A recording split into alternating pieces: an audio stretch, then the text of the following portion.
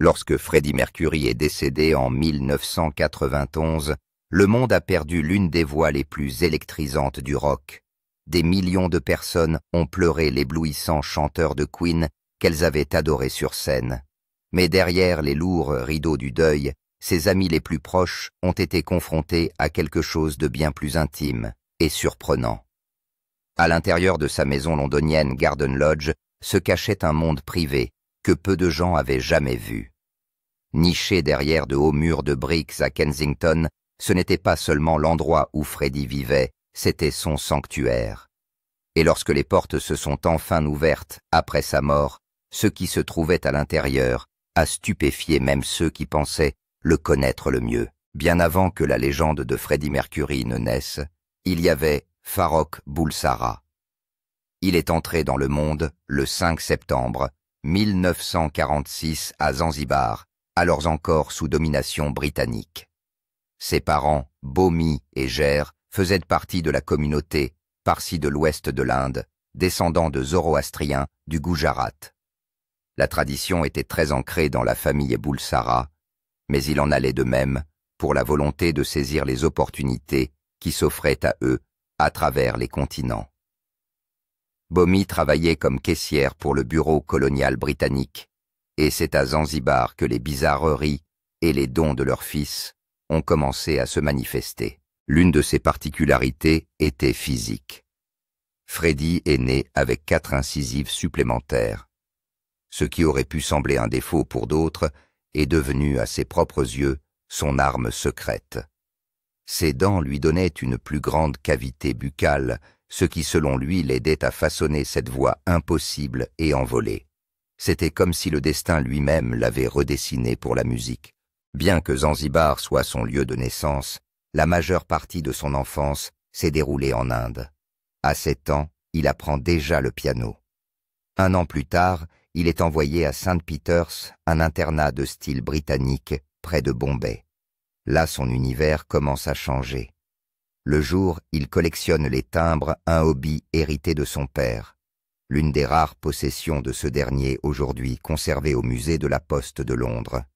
Mais la nuit, il se passionne pour le rock'n'roll. À 12 ans, il forme son premier groupe The Hectics et chante des reprises d'Elvis, de Cliff Richard et de Little Richard avec une assurance qui surprend ses camarades de classe. Ses amis se souviennent de son étonnante capacité à entendre une chanson une fois et à la rejouer instantanément au piano. C'est également à St. Peter's que Farrokh Bulsara a commencé à se faire appeler Freddie. Le nom est resté et la musique s'est approfondie. En 1963, Freddie est de retour à Zanzibar avec sa famille, mais l'île est sur le point de s'embraser. En 1964, la révolution de Zanzibar a balayé le pays renversant le gouvernement arabe du sultan. Des milliers d'Arabes et d'Indiens sont massacrés et les Bulsara s'enfuient pour sauver leur vie. Leur fuite les a conduits en Angleterre, loin des côtes ensoleillées de Zanzibar, dans les banlieues grises de Feltham, dans le Middlesex. Ils ont déménagé d'une maison modeste à l'autre pour finalement s'installer sur Gladstone Avenue. Pour Freddie, l'Angleterre a été un véritable tournant. Il a étudié l'art à l'école polytechnique d'Isleworth, puis à l'Ealing Art College, où il a obtenu un diplôme de graphisme en 1969. Ses compétences l'aideront plus tard à créer l'emblème de Queen. Mais au cours de ses premières années survivre signifiait se débrouiller. Il a travaillé comme bagagiste à Heathrow, transportant des bagages tout en portant des rêves qui pesaient bien plus lourd. Il vend des écharpes vintage et des vêtements édouardiens de seconde main avec son nouvel ami, le batteur Roger Taylor. Pour Taylor, il n'était pas encore une star, juste un copain excentrique qui savait toujours où s'amuser. D'autres se souviennent de lui comme d'un homme timide, à la voix douce, plus à l'aise pour s'imprégner de la musique que pour faire la conversation. Pourtant, dès qu'il monte sur scène, sa timidité disparaît. En 1969, il est à la tête d'un groupe appelé Ibex, rebaptisé plus tard Wreckage, un groupe de blues inspiré par Hendrix. Pendant un certain temps, il a même vécu au-dessus d'un pub sur Penny Lane à Liverpool, s'imprégnant de la culture musicale vibrante de la ville. Lorsque Wreckage s'effondre, il tente à nouveau sa chance avec un autre groupe, Sour Milk Sea, qui s'effondre lui aussi en 1970. Pour les observateurs extérieurs, il s'agit d'une série d'échecs. Mais pour Freddie, c'était une répétition. Chaque mouvement, chaque groupe et chaque moment de rejet l'aiguisait pour la scène où il prendrait enfin la place qui lui revient, l'ascension d'une légende du rock. En 1970, Freddie Mercury n'est plus le timide étudiant en lettres qui vend des foulards au marché de Kensington. Au printemps, il s'associe au batteur Roger Taylor et au guitariste Brian May et devient le leader de leur groupe Smile. Un an plus tard, le bassiste John Deacon complète la formation et le groupe qui va bientôt conquérir le monde est né. Mais Freddie n'est pas prêt à se contenter d'un nom ordinaire.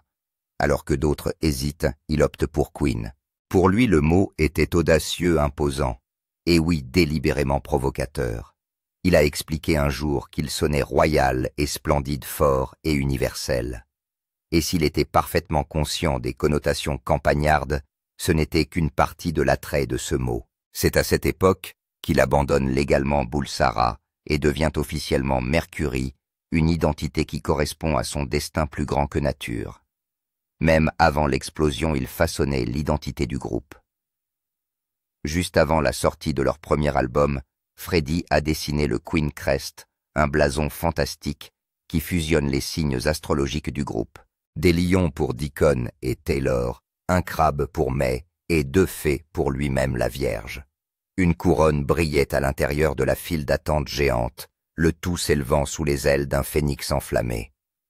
Elle avait un air presque royal, un symbole parfait pour un groupe qui allait régner sur les scènes comme des monarques du rock. La voix naturelle de Freddie se situe dans la gamme des barytones, mais son chant s'élève jusqu'au ténor, donnant à Queen un avantage vocal que peu de groupes peuvent égaler. Lorsqu'il s'agissait d'écrire des chansons, il était agité, audacieux et impossible à cerner. On retrouve ses empreintes sur les plus grands succès de Queen, Bohemian Rhapsody, We Are the Champions, Somebody to Love Don't Stop Me Now, et bien d'autres encore. Chacune d'entre elles semblait provenir d'un monde différent, car Freddie détestait la répétition. Il a admis qu'il se nourrissait du changement, s'inspirant de tout ce qui lui tombait sous la main en matière de musique, de cinéma ou de théâtre. Certaines de ses chansons étaient des labyrinthes de tonalités changeantes et de structures sauvages, comme Bohemian Rhapsody ou les morceaux ambitieux de Queen 2.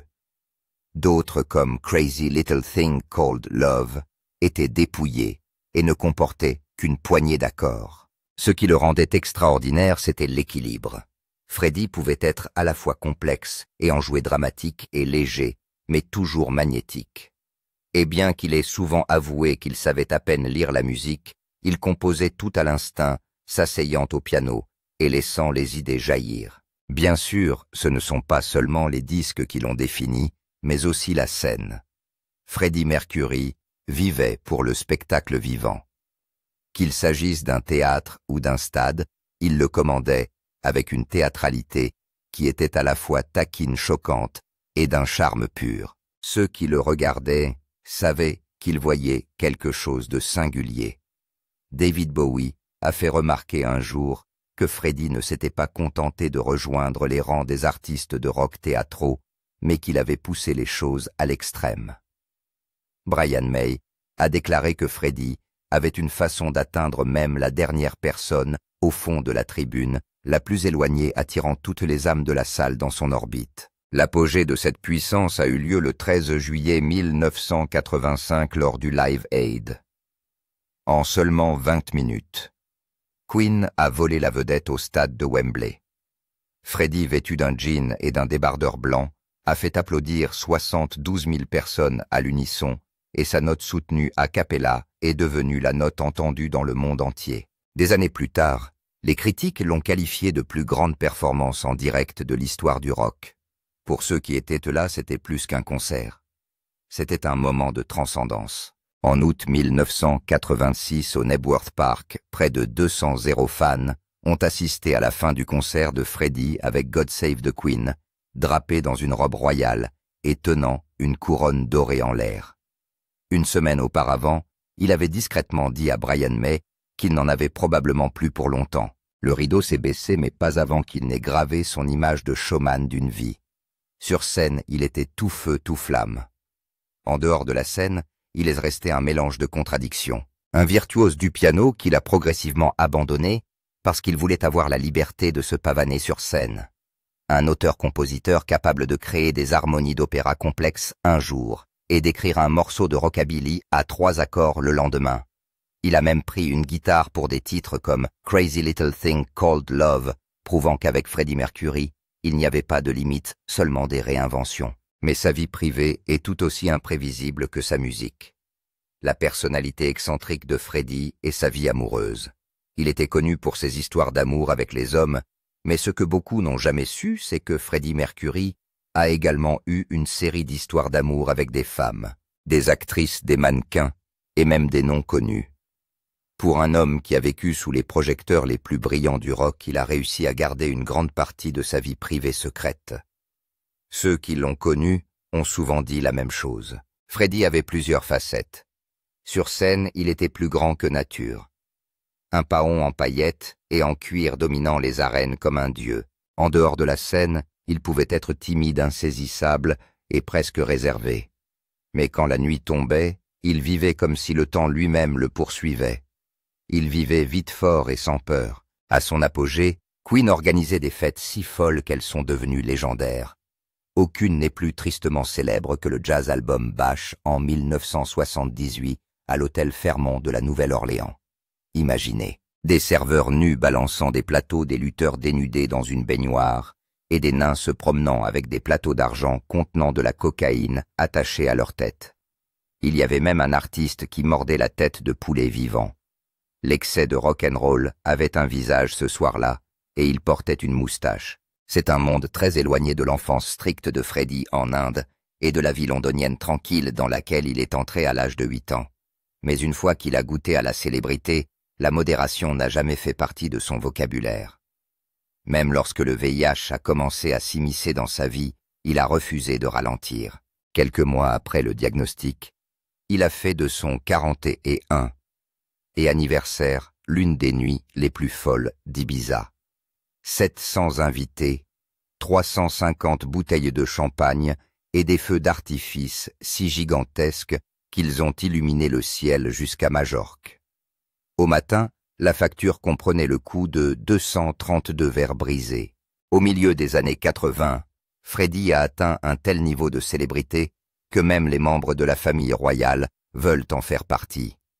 Son amitié avec la princesse Diana était un secret de polichinelle dans les cercles restreints. Un soir, il l'a déguisée avec une veste, un chapeau et des lunettes de soleil, et l'a emmenée au Royal Vauxhall Tavern de Londres, un club gay, où elle s'est enfin soustraite au regard du monde, ne serait-ce que pour quelques heures. Il gravite également autour d'autres icônes comme Michael Jackson. Ils ont essayé d'enregistrer ensemble en 1983, mais des bizarreries les ont empêchés de le faire. Freddie s'est plaint au téléphone qu'il ne pouvait tout simplement pas continuer à travailler avec un lama en studio. En revanche, Jackson a interrompu une séance après avoir surpris Freddie en train de sniffer de la coke à travers un billet de $100. Leur alchimie s'est éteinte, ne laissant que des histoires. Alors que le monde entier spéculait sans fin sur Freddie n'en parlait que rarement. Même ses parents ne savaient pas qu'il était sur A. Certains pensaient qu'il avait déjà confessé sa vérité dans Bohemian Rhapsody, cachant ses luttes personnelles dans ses paroles cryptiques. Mais dans son monde privé, les femmes étaient toujours profondément ancrées dans son histoire. Le grand amour de ses débuts a été Mary Austin. Il l'a rencontrée en 1969, alors qu'elle travaillait dans la boutique de mode chic Biba. Freddie a 24 ans, il est fauché, et vend des vêtements sur un étal de marché avec le batteur Roger Taylor. Mary avait 19 ans, elle avait les pieds sur terre, était issue de la classe ouvrière et était stable. Ils sont rapidement tombés amoureux l'un de l'autre et ont emménagé dans un petit appartement où pendant des années, Mary a payé les factures tandis que Freddie poursuivait un rêve que personne d'autre ne pouvait encore voir. Lorsque la célébrité est enfin arrivée, Freddie l'a demandé en mariage. Mary se souvient avoir été trop choquée pour comprendre ce qui se passait. Mais les fiançailles se sont effondrées lorsqu'il a admis son attirance pour les hommes. Mary se souvient lui avoir dit catégoriquement qu'il n'était pas du tout il était homosexuel. Cette conversation a mis fin à leur idylle, mais pas à leur lien. Elle est restée proche de lui, a travaillé pour son management, a voyagé avec lui lors de ses tournées et l'a soutenu jusqu'à son dernier souffle. Freddie l'appelle son épouse de fait et lui lègue son pavillon de jardin de Kensington Mansion et la moitié de sa fortune. Elle devint la gardienne de ses cendres, un secret qu'elle garde encore aujourd'hui. Plus tard, Barbara Valentin, l'actrice autrichienne flamboyante, est venue compléter l'énergie de Freddie avec son propre feu. Pendant ces années munichoises, il est également tombé profondément amoureux de Winfried Winnie Kirchberger, un restaurateur allemand qui lui a offert une alliance qu'il portait fièrement. Mais c'est Jim Hutton, un coiffeur irlandais, qui est devenu le partenaire de sa vie. Freddie l'appelait son mari, a porté l'alliance en or, que Jim lui avait offerte jusqu'à sa mort, et a construit une maison avec lui en Irlande. Jim a été à ses côtés au cours des 7 dernières années, malgré la maladie et le déclin jusqu'à la fin. En dehors de l'amour, les obsessions de Freddie étaient tout aussi brillantes. Ses chats étaient pratiquement ses enfants, à tel point qu'il lui arrivait de téléphoner à la maison en tournée pour que quelqu'un tienne le combiné contre leurs oreilles poilues. Sa préférée Delilah a même donné son nom à une chanson. Sa maison de Kensington regorgeait d'art japonais et d'antiquités des trésors qu'il collectionnait avec la même passion que celle qu'il mettait dans sa musique. Dans le studio, cette passion se traduisait souvent par des affrontements enflammés. Il a plaisanté un jour sur le fait que Queen se disputait sur l'air même qu'il respirait. Mais ces frictions étaient l'ingrédient secret des chefs-d'œuvre qui font encore trembler les stades aujourd'hui. À la fin, le sida avait dépouillé son corps de sa force, mais jamais son esprit. Freddie n'a confirmé publiquement sa maladie que la veille de sa mort en 1991 et s'est éteint le lendemain à l'âge de 45 ans, laissant le monde entier abasourdi. Il était impossible de le résumer. Trop grand, trop contradictoire, trop vivant. Mais c'est peut-être son coéquipier Brian May qui l'a le mieux exprimé. Freddie Mercury, un amoureux de la vie et un chanteur de chansons. La vie de Freddie a été un feu de contradiction, tendre à un moment, féroce à l'autre. Mais malgré tout l'amour qu'il portait à ses chats, à son art et à sa musique, toutes les relations de sa vie n'étaient pas fondées sur la dévotion. Certaines étaient assorties de conditions, et l'une d'entre elles, en particulier, a laissé des cicatrices plus profondes que la plupart des autres. Loyauté à vendre. La trahison de Paul Printer. Au milieu des années 1970, Freddie Mercury était déjà en passe de devenir l'une des forces les plus magnétiques du rock. Mais derrière le rideau, un homme nommé Paul Printer est entré discrètement dans sa vie et a façonné compliqué et finalement trahi Freddie d'une manière qui est encore débattue aujourd'hui. On pense généralement que Mercury a rencontré Printer pour la première fois en 1975 dans un bar. 2 ans plus tard, Printer devient officiellement son manager. Très vite, des rumeurs ont commencé à circuler sur le fait que les 2 hommes partageaient plus qu'une simple relation de travail. Certains ont prétendu qu'ils étaient amants, mais les frères de l'imprimeur ont par la suite rejeté cette information, affirmant qu'il ne s'agissait que de rumeurs. Pendant un certain temps, les choses semblent aller bien. Les 5 premières années de leur partenariat ont été considérées comme stables, voire positives. Mais en 1982, des fissures commencent à apparaître. Queen sort Hot Space, un album imprégné de funk et d'influences disco, un virage à gauche, toutes par rapport à leurs hymnes rock habituels. Alors que Freddie s'oriente vers le son expérimental, Brian May et Roger Taylor le détestent et reprochent à Printer d'avoir poussé Mercury dans cette direction. L'album n'a pas eu le succès escompté, les tensions se sont aggravées et les liens entre Printer et le reste du groupe se sont effrités de façon presque irrémédiable. Malgré tout, Freddie l'a gardé auprès de lui. Pendant plusieurs années encore, Printer reste au service de Mercury, alors même que l'atmosphère entre lui et le groupe s'alourdit. Mais la loyauté a ses limites, et lorsque leur relation prend finalement fin, les retombées sont explosives. En 1987, Printer a vendu une histoire compromettante au Sun. Il y révélait publiquement que Mercury avait dévoilé sa relation avec Jim Houghton. Cette trahison a choqué les proches de Freddie.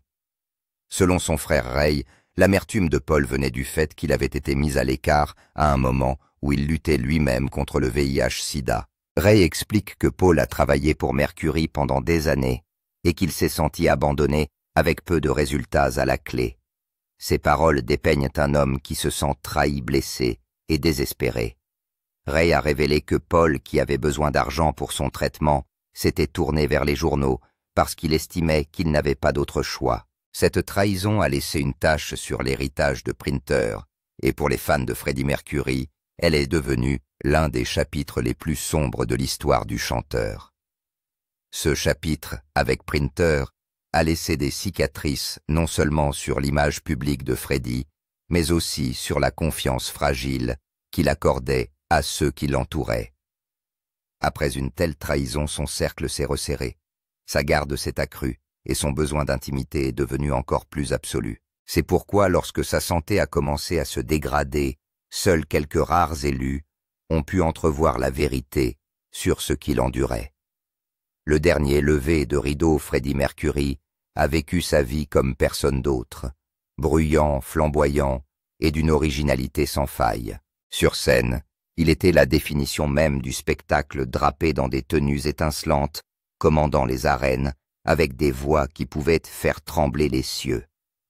Pourtant, derrière toutes ces couleurs et ce feu, Freddie s'est construit un monde privé farouchement protégé.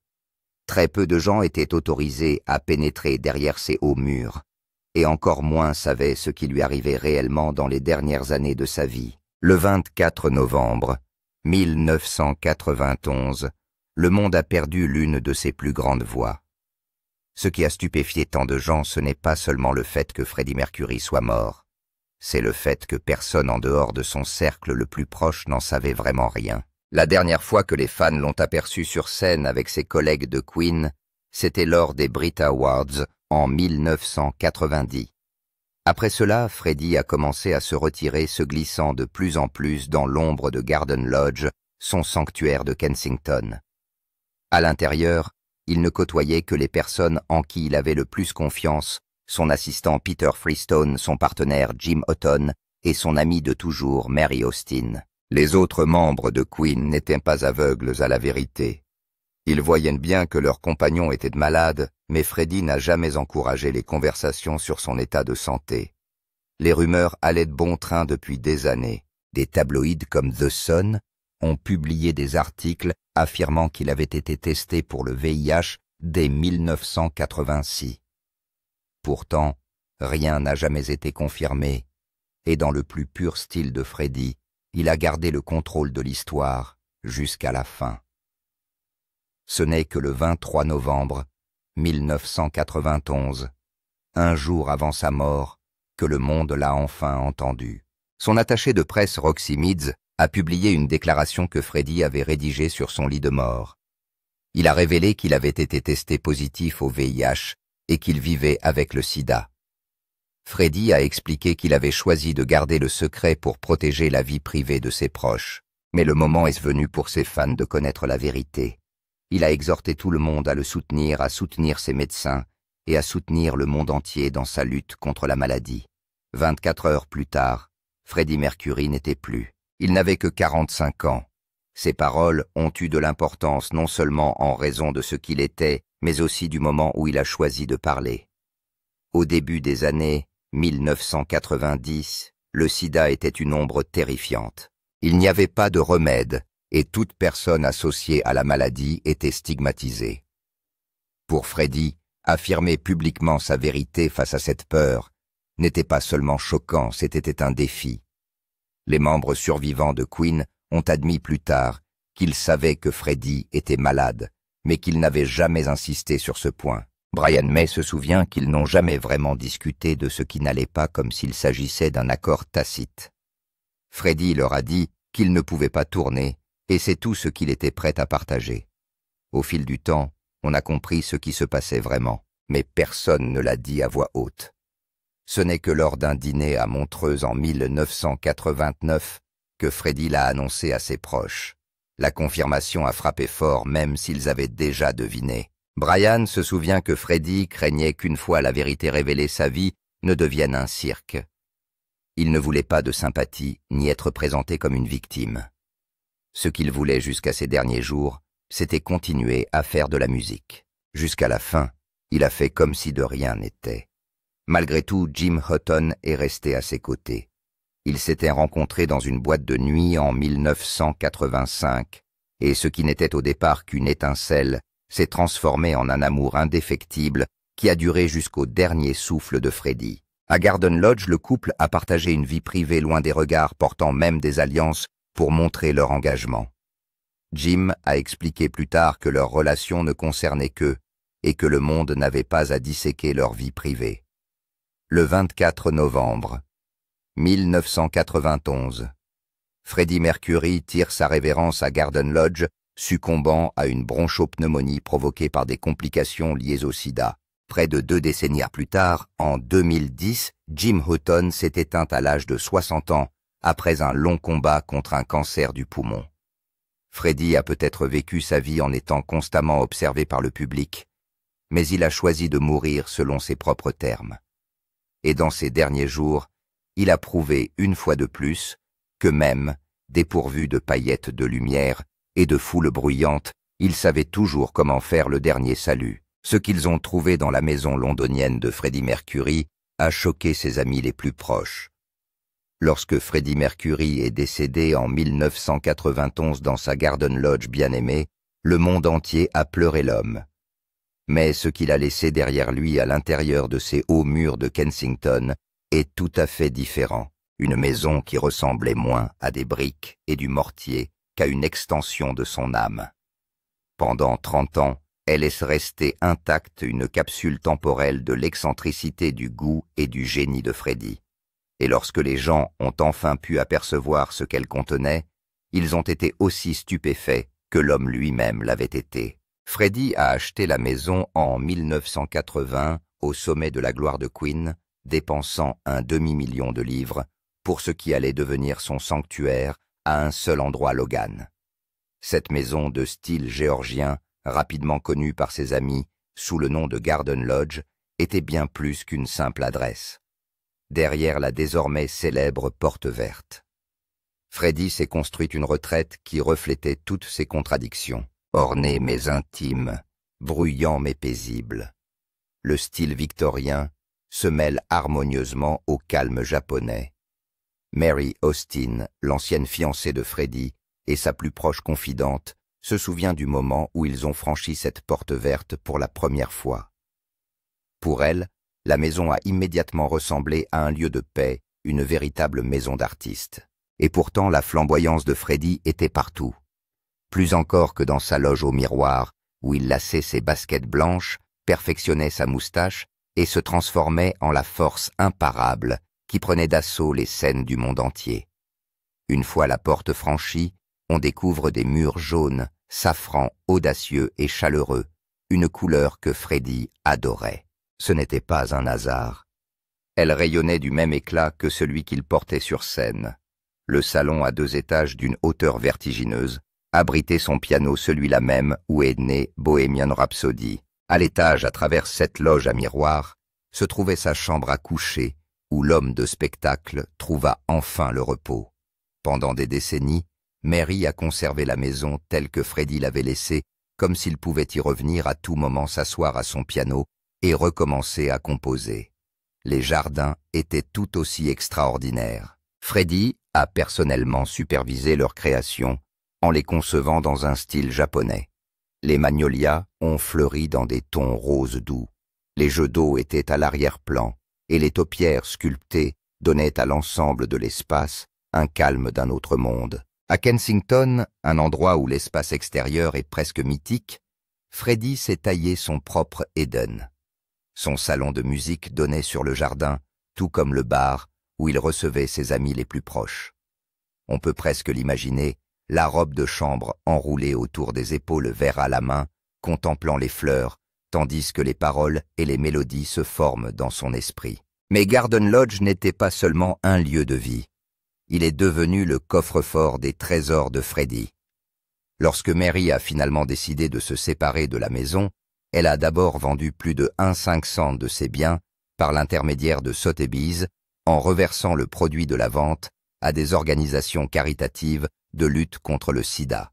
Parmi les objets, l'inoubliable réplique de la couronne de Saint-Édouard et la robe de velours qu'il portait lors du Magic Tour de Queen en 1986. Freddie s'était glissé dans les deux avec un sourire clin d'œil à son titre de roi du rock autoproclamé. Ces images bras écartés, couronnes scintillant sous les lumières de la scène, sont restées parmi les plus emblématiques de sa carrière. Les fans ont eu l'occasion d'apercevoir encore plus de choses, des paroles manuscrites de chansons qui ont défini une époque, des costumes de scène flamboyants et les objets mêmes qui ont rempli le Garden Lodge pendant des décennies. Mais l'objet le plus étonnant est sans doute la porte verte du jardin, recouverte d'années d'hommages, de fans de mots d'amour, de remerciements et d'aveux griffonnés par des inconnus qui avaient l'impression de le connaître. Lorsqu'elle a été mise en vente, elle a atteint la somme incroyable de 412 750 livres, soit presque le prix que Freddie avait payé pour l'ensemble de la maison en 1980. En 2024, lorsque la maison a finalement été classée, sa valeur avait grimpé à plus de 30 millions de livres. Mary a admis que la maison avait été une joie à vivre, remplie de souvenirs de rire, de musique et de paix tranquille. Elle espérait que quiconque franchirait la porte verte ressentirait ce qu'elle et Freddie avaient ressenti, à savoir qu'il ne s'agissait pas seulement d'une maison, mais d'un sanctuaire pour la créativité et l'amour. Garden Lodge n'a pas été conçu pour s'effacer tranquillement dans l'histoire. Il a été construit, aménagé et habité avec la même rhapsodie que celle qui définissait Freddie Mercury lui-même. Comme sa musique, il était audacieux, tendre et intemporel. Et tout comme l'homme, elle continuera d'attirer les gens pendant des décennies. Un rappel éternel que la magie de Freddie n'était pas seulement sur scène, elle était présente dans chaque espace qu'il a touché. Si vous avez déjà été fan de Queen, n'hésitez pas à nous en faire part dans les commentaires ci-dessous. N'oubliez pas d'aimer, de partager et de vous abonner. Cliquez également sur la vidéo suivante qui s'affiche sur votre écran. Vous l'apprécierez.